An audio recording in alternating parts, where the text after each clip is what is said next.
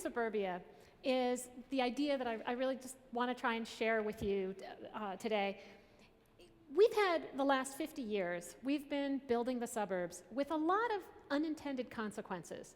And I'm going to talk about some of those consequences and just present a whole bunch of really interesting projects that I think give us tremendous reasons to be really optimistic that the big design and development project of the next 50 years is going to be retrofitting suburbia. So whether it's redeveloping dying malls or re-inhabiting dead big box stores or reconstructing wetlands out of parking lots, I think the fact is the growing number of empty and underperforming, especially retail sites throughout suburbia, gives us actually a tremendous opportunity to take our least sustainable landscapes right now and convert them into more sustainable places. And in the process, what that allows us to do is to redirect a lot more of our growth back into existing communities that could use a boost and have the infrastructure in place, instead of continuing to tear down trees and tear up the green space out at the edges. So why is this important? I think there are any number of reasons, and I'm just going to not get into detail, but mention a few. Just from the perspective of climate change, the average urban dweller in the US has about 1/3 the carbon footprint of the average suburban dweller, mostly because suburbanites drive a lot more, and living in detached buildings, you have that much more exterior surface to leak energy out of. So, strictly from a climate change perspective, the cities are already relatively green. The big opportunity to reduce greenhouse gas emissions is actually in urbanizing the suburbs. Similarly, all that driving that we've been doing out in the suburbs has really, we have doubled the amount of miles we drive. And so it's increased our dependence on foreign oil despite the gains in fuel efficiency. We're just driving so much more. We haven't been able to keep up technologically. Public health is another reason to consider retrofitting. Researchers at the CDC and other places have increasingly been linking suburban development patterns with sedentary lifestyles. And those have been linked then with the rather alarming growing rates of obesity shown in these maps here. And that obesity has also been triggering great increases in heart disease and diabetes, to the point where today, a child born today has a 1 in 3 chance of developing diabetes. And that rate has been escalating at the same rate as children not walking to school anymore, again, because of our development patterns.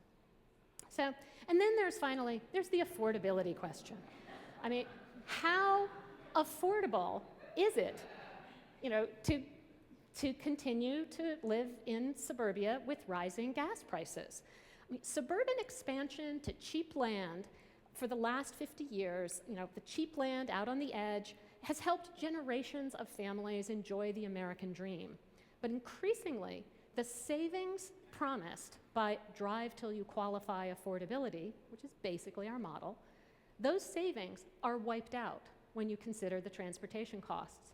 For instance, here in Atlanta, about half of households make between $20,000 and $50,000 a year, and they are spending 29% of their income on housing and 32% on transportation. I mean, and that's 2005 figures. That's before we got up to the $4 a gallon. None of us really tend to do the math on our transportation costs, and they're not going down anytime soon. Now, but there are, I've tried to make the case that it's important to do this. Whether you love suburbia's leafy privacy or you hate its soulless commercial strips, there are reasons why it's important to retrofit. But is it practical? I think it is. June Williamson and I have been researching this topic for over a decade, and we found over 80 varied projects, but that they're really all market-driven. And what's driving the market in particular, number one, is major demographic shifts. we all tend to think of suburbia as this very family-focused place. But that's really not the case anymore. Since 2000, already 2/3 of households in suburbia did not have kids in them. We haven't caught up with the realities of this. The reasons for this have a lot to do with the dominance of the two big demographic groups right now are the baby boomers retiring, and then there's a gap. The Generation X, which is a small generation, they're still having kids, but Generation Y hasn't even really started hitting child-rearing age. They're the other big generation. But as a result of that, demographers predict that through 2025, 75 to 85% of new households will not have kids in them. And then the market research, consumer research of asking the boomers and Gen Y what it is they like, what would they like to live in, tells us that there is going to be a huge demand, and we're already seeing it, but for more urban lifestyles within suburbia. That basically the boomers want to be able to age in place, and Gen Y would like to live an urban lifestyle, but most of their jobs will continue to be out in suburbia. The other big dynamic of change is the sheer performance of underperforming asphalt. Now, I keep thinking this would be a great name for an indie rock band, but developers generally use it to refer to just underused parking lots, and suburbia is full of them. When the post-war suburbs were first built out on the cheap land away from downtown, it made sense to just build surface parking lots. But those sites have now been leapfrogged and leapfrogged again as we've just continued to sprawl.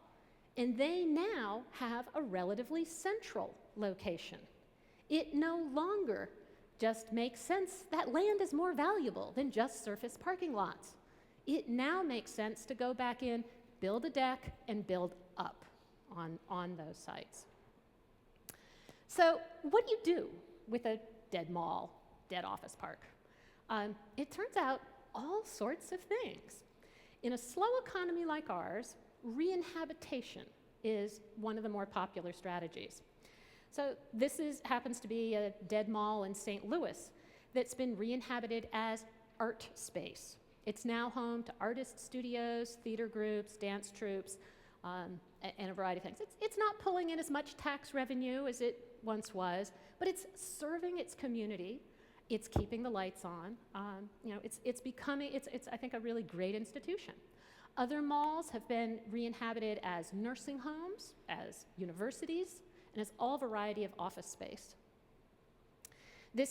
We also found a lot of examples of dead big box stores that have been converted into all sorts of community serving uses as well. Lots of schools, lots of churches, and lots of libraries, like this one. This was a grocery store, a Food Lion grocery store that is now a public library. In addition to, I think, doing a beautiful adaptive reuse, they tore up some of the parking spaces, put in bioswales to collect and clean the runoff, put in a lot more sidewalks to connect to the neighborhoods. And they've made this, what was just a store along a commercial strip, into a community gathering space. And this one is a little L-shaped strip shopping center in Phoenix, Arizona. It was really all they did was they gave it a fresh coat of bright paint, a gourmet grocery, and they put a restaurant in the old post office. Never underestimate the power of food to turn a place around and make it a destination. It's been so successful, they've now taken over the strip across the street, and the real estate ads in the neighborhood all very proudly proclaim walking distance to La Grande Orange, because it provided its neighborhood with what sociologists like to call a third place. If home is the first place and work is the second place, the third place is where you go to hang out and build community. And especially as suburbia is becoming less centered on the family and family households, there's a real hunger for more third places.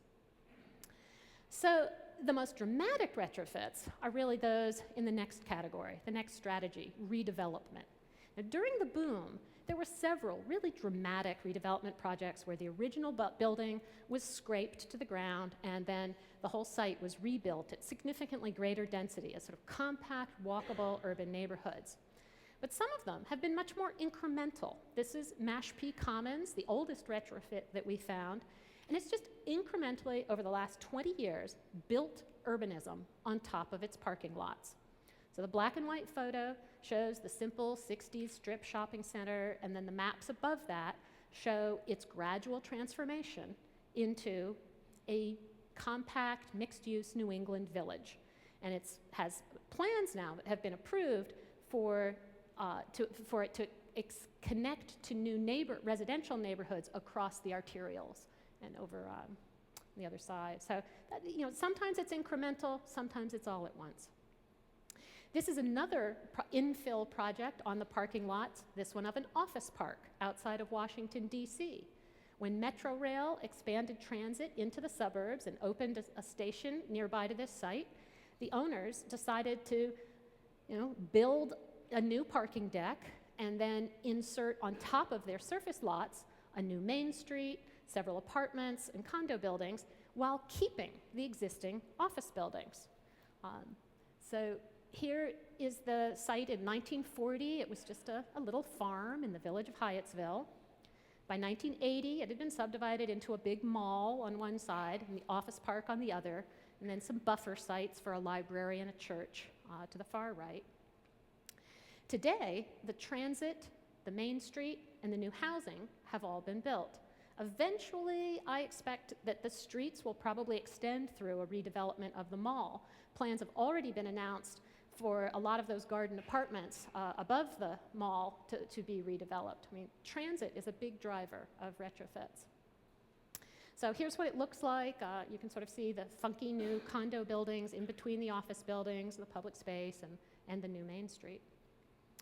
This one is one of my favorites, Belmar. I think they've really built an attractive place here and have just employed all green construction. There's massive PV arrays on the roofs, as well as wind turbines. This was a very large mall on a 100-acre superblock. It's now 22 walkable urban blocks with public streets, 2 public parks, 8 bus lines, and a range of housing types. And so it's really given Lakewood, Colorado, the downtown that this particular suburb never had. So here was the mall in its heyday. They had their prom in the mall. They loved their mall. But the mall, so here's the site in 1975 with the mall. By 1995, the mall has died. The department store has been kept, and we found this was true in many cases. The department stores are multi-story, they're better built, they're easy to be readapted, but the one-story stuff, that's really history.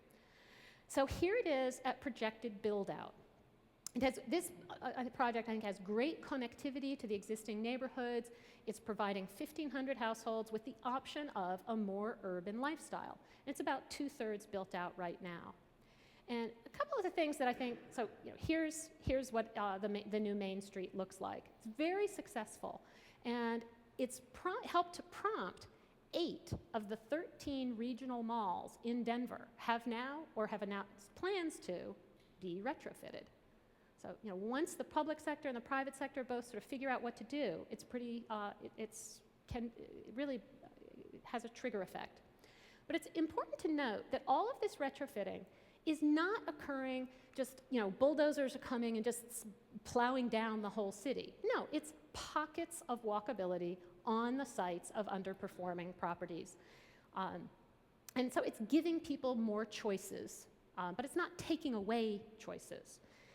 But it's also not really enough to just create pockets of walkability. You want to also try to get more systemic transformation. We need to also retrofit the corridors themselves. So this is one that has been retrofitted in California.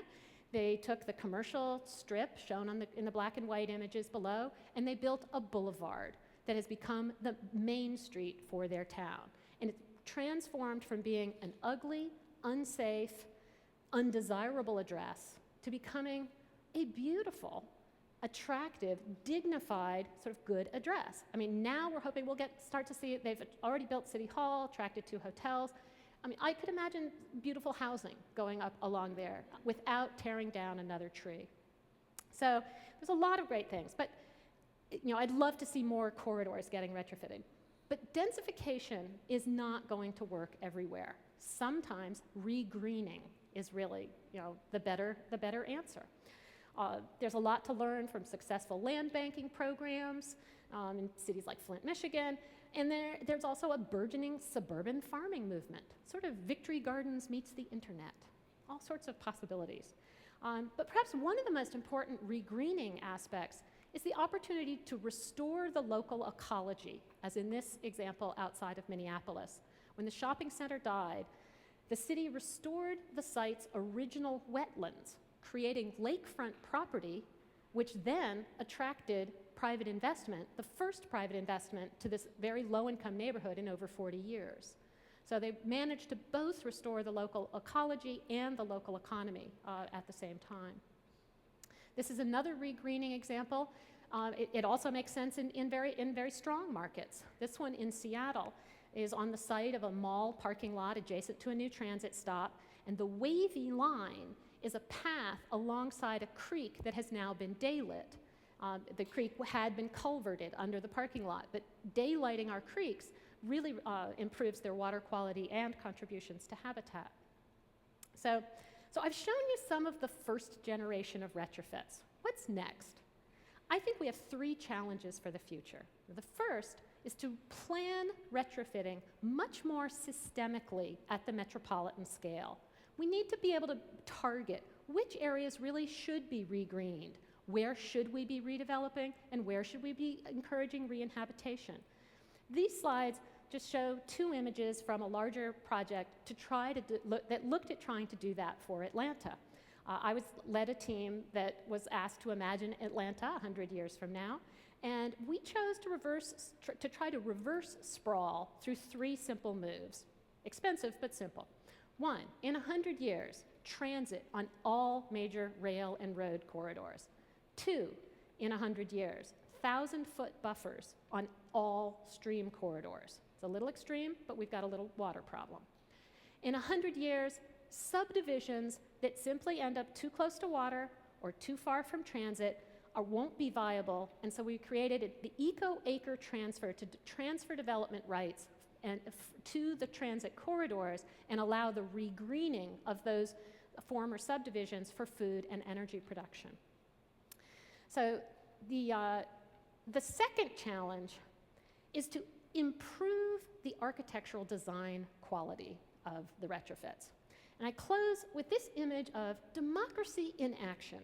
This is a protest that's happening on a retrofit in Silver Springs, Maryland, on an AstroTurf town green. Now, retrofits are often accused of being examples of faux downtowns and instant urbanism. And not without reason. You don't get much more phony than an AstroTurf town green.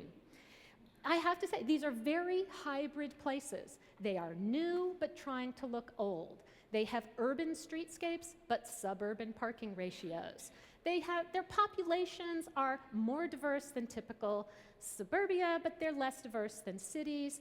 And they are public places, but that are managed by private companies.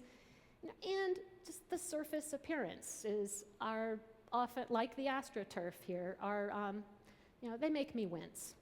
So, I'm glad that the urbanism is doing its job. The fact that a protest is happening, really it does mean that the layout of the blocks, the streets and blocks, the putting in of public space, compromised as it may be, is still a really great thing. But we've got to get the architecture better.